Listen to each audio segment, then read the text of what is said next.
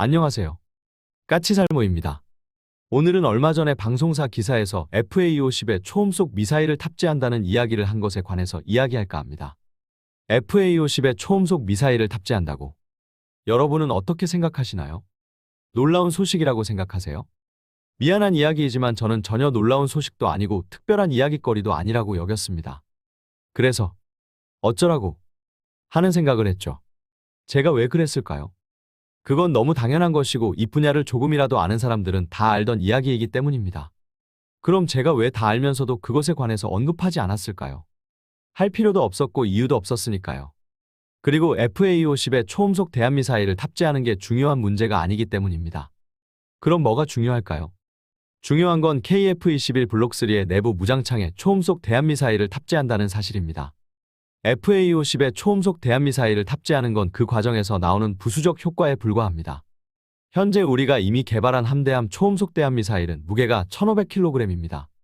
그래서 이 상태로는 FA-50은 물론 KF-21에도 탑재가 불가능하죠. 그런데 이걸 업체 측에서는 항공기에 탑재하게 되면 미사일의 부스터의 크기를 줄일 수 있고 그런 무게도 줄어서 KF-21에 탑재 가능한 1300kg까지 무게를 줄일 수 있다고 이야기합니다. 그러나 이 미사일은 이게 한계였습니다. 더 이상 무게를 줄이는 건 힘들어요. 그러나 그리 되면 당연히 FA-50에 탑재하는 건 물론 KF-21 블록3의 내부 무장창에도 장착하지 못합니다. 다만 KF-21의 외부 파일론에 장착이 가능할 뿐이었죠.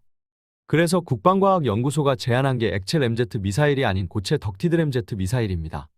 솔직히 이건 다들 아시잖아요. 국방과학연구소가 덕티드 램제트 방식의 초음속 대한미사일을 개발하려 한다는 건 이미 알려질 만큼 알려진 사실입니다. 전시회에 KF-21 네이비의 모형에 장착된 모습이 공개되기도 하고요. 그럼 그걸로 FA-50에 장착할 수 있는 건 너무도 당연한 겁니다. 이게 무슨 소리냐면 이게 액체 램제트 미사일은 미사일의 구조적 특성상 크기를 줄이는 게 상당히 힘듭니다. 그래서 브라모스 미사일 같은 경우는 무게가 3000kg에 달할 정도입니다. 그에 반해서 우리의 초음속 대한미사일은 무게가 1500kg으로 이미 브라모스 미사일의 절반 정도로 무게를 줄이는데 성공했고 항공기용으로는 1300kg까지 줄일 수 있다고 이야기되었습니다. 그런데 반대로 고체연료 덕티드 램제트 미사일은 미사일을 크게 만드는 게 더 힘듭니다. 실제로 현재까지 알려진 바에 따르면 덕티드 램제트 미사일은 직경 400mm가 넘을 수 없다고 알려져 있습니다. 그래서 미티어 같은 공대공 미사일로도 만들 수 있는 것이고요. 당연하지만 그러니 덕티드 램제트 미사일로 만드는 미사일은 무게가 1000kg조차도 넘기 힘듭니다. 저의 예상으로는 공대지 초음속 대한미사일의 무게는 860kg이 한계일 것입니다. 이보다 더 커지면 덕티드 램제트 엔진의 크기를 더 이상 키울 수 없기에 속도가 줄어버릴 겁니다. 한마디로 오히려 미사일의 크기를 최대한 키우는 게 우리가 덕티드 램제트 미사일을 개발함에 있어서는 해결해야 하는 과제 중에 하나인 겁니다. 미사일의 크기가 너무 작아도 위력 등에서 문제가 있을 수밖에 없으니까요. 그러니 당연히 특별히 별도로 개발하지 않아도 FA-50에 장착할 수 있는 건 너무 당연하고 당연하지만 KF-21 블록3의 내부 무장창에도 들어가게 만드는 게 당연지사입니다. 그래서 별도로 이야기할 필요조차도 없었던 겁니다. 너무 당연한 거니까요. 그것보다 더 중요한 건 이 대한미사일의 스텔스 능력입니다. 제가 저번 영상에서 이야기한 것처럼 아음속 대한미사일의 최대 장점은 피탐지성이라고 이야기했습니다. 반대로 초음속 대한미사일의 최대 단점은 아음속 대한미사일에 비해서 적에게 포착될 가능성이 월등히 높다는 것이고요. 그래서 우리가 개발하는 공대함 초음속 대한미사일은 속도나 FA-50에 탑재할 수 있는 것보다도 피탐지성을 낮추는 게 핵심이 될 겁니다. 그런데 다행히도 우리는 독일로부터 타우러스 미사일을 도입하면서 타우러스 시스템사로부터 미사일에 적용할 수 있는 스텔스 기술인 다각형 스텔스 기술을 이전받을 수 있었고 이걸 이미 천룡 미사일에 적용하고 있으며 초음속 공대함 미사일은 저번 전시된 모형에서도 다각형 스텔스 형상을 하고 있었습니다.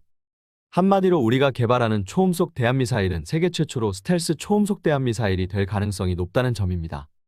당연히 국방과학연구소에서는 초음속 대한미사일이 적에게 포착되기 쉬울 수밖에 없는 이유인 순항고도를 낮추기 위한 개발도 하리라고 저는 봅니다. 그리해서 초음속 대한미사일의 최대 단점인 적에게 탐지될 가능성을 최대한 줄일 거라고 보입니다. 이게 가장 중요한 핵심이죠. 스텔스 초음속 대한미사일 그리고 KF-21 블록3의 내부 무장창 장착 이 두 가지가 핵심이 될 겁니다. 실제로 우리나라는 지금 러시아와 미국을 비롯한 서방권의 기술을 다 가지고 있고 양쪽이 장점을 취할 수 있는 위치에 있습니다. 서방권의 대한미사일들은 아음속이지만 피탐지성이 상당히 낮고 그에 반해서 러시아의 초음속 대한미사일은 서방권이 가지지 못한 고유의 기술을 가지고 있죠. 여러분은 초음속 대한미사일의 최대 장점이 뭐라고 생각하시나요? 빠른 속도? 아닙니다. 무조건 속도가 빠른 게 유리하다면 이미 우리 군은 그런 무기를 보유하고 있습니다. 이미 우리 군에는 마하사의 속도를 가지는 130mm 유도로켓이라는 초음속 대한미사일이 존재합니다. 그러나 130mm 유도로켓은 사거리가 짧은 건 물론 시스키밍 비행도 하지 못하고 회피기동도 하지 못합니다. 초음속 대한미사일이라고 해도 종말 단계의 시스키밍 비행 정도는 할 수 있어야지 생존성을 보장할 수 있습니다. 거기다 러시아는 초음속 대한미사일에 다른 나라가 가지지 않는 기술을 가지고 있습니다. 그건 회피기동입니다. 러시아의 초음속 대한미사일은 단순하게 속도만을 가지고 있는 게 아니라 시스키밍 비행과 회피기동 능력까지도 갖추고 있습니다. 이게 러시아의 초음속 대한미사일이 위협적인 이유입니다. 단순하게 속도가 빨라서 위협적인 게 아니라요. 그리고 우리는 지금 이 두 가지 기술을 다 가지고 있는 겁니다. 솔직히 이 두 가지를 다 가진 나라는 우리나라가 거의 유일할 겁니다. 러시아는 초음속 미사일은 발달했지만 상대적으로 스텔스 능력이 떨어지고 더욱더 미사일에 적용하는 스텔스 기술은 거의 전무합니다. 그에 반해서 서방권은 러시아의 초음속 미사일을 흉내도 내지 못합니다. 분명히 말하지만 초음속 미사일이라고 해서 무조건 뛰어난 게 아닙니다. 빠르다고만 해서 무조건 적의 방공망을 돌파할 수 있는 것도 아니고요. 러시아의 초음속 대한미사일은 다른 나라의 초음속 대한미사일과는 다릅니다. 러시아의 초음속 대한미사일들은 거의 지구상에서 유일하게 초음속에서 이 회피기동을 구사할 수 있습니다. 실제로 러시아의 야혼트 미사일은 종말 단계에서 배럴로까지 가능한 것으로 알려져 있습니다. 이건 미국조차도 흉내낼 수 없는 기술입니다. 미국이 러시아의 초음속 대한미사일을 모사해서 개발한 코요테라는 초음속 표적이 있지만 이 코요테 표적은 팝업 기동만 가능합니다. 한마디로 미국조차도 러시아의 초음속 대한미사일을 흉내낼 수 없는 겁니다. 실제로 서방권에서 초음속 대한미사일이 보편화되지 않는데 러시아만이 초음속 대한미사일이 보편화된 이유도 이 때문입니다. 대만이나 중국 등에서 나오는 초음속 대한미사일은 속도만 빠를 뿐 분명한 한계가 존재합니다. 그 나라들에는 이런 기술이 없으니까요. 그런데 바로 이 기술을 우리가 러시아로부터 이전받았을 가능성이 상당히 높습니다. 실제로 우리나라가 초음속 대한미사일을 개발하는 데 어려움을 겪은 이유도 이 때문으로 알고 있습니다. 미사일의 크기를 줄였는데 공력 특성이 확 바뀌어서 개발에 어려움을 겪었죠. 그러나 단순하게 수평비행을 하는 거라면 이런 어려움을 겪을 이유는 없었습니다. 바로 러시아의 이 기술을 소형화된 미사일에도 적용하는 데 어려움을 겪었다고 봐야 합니다. 결론은 우리나라는 지구상에서 유일하게 스텔스 능력이 있는 회피기동까지 가능한 초음속 대한미사일을 개발할 기술을 가지고 있는 나라입니다. 서방과 러시아 양쪽의 기술을 다 가지고 있고 양쪽의 핵심 기술을 하나의 미사일에 전부 적용할 수 있는 위치에 있습니다. 이게 우리나라 대한미사일 기술의 장점입니다. 그 어디서도 만들 수 없는 미사일. 그 미사일을 개발할 수 있는 유일한 국가인 겁니다. 그래서 저는 우리나라가 세계 최강의 대한미사일을 만들 거라는 것에 전혀 의심하지 않고 있습니다. 그래서 저는 저번 영상에서 노르웨이의 NSM 미사일의 우수성을 이야기했지만 우리나라가 NSM 미사일을 도입하는 건 반대합니다. 오히려 NSM 미사일은 우리의 가장 큰 경쟁자가 될 것이기 때문입니다.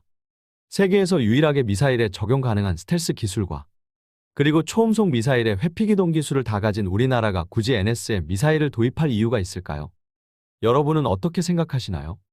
이게 지금 우리가 개발하고 있는 공대함 초음속 대한미사일입니다. 세계 최강이라고 확정적으로 말할 수 있는 미사일이 우리나라에서 개발 중인 겁니다. FA-50에 장착할 수 있는 게 중요한 게 아닙니다. 이상 영상 봐주셔서 감사합니다.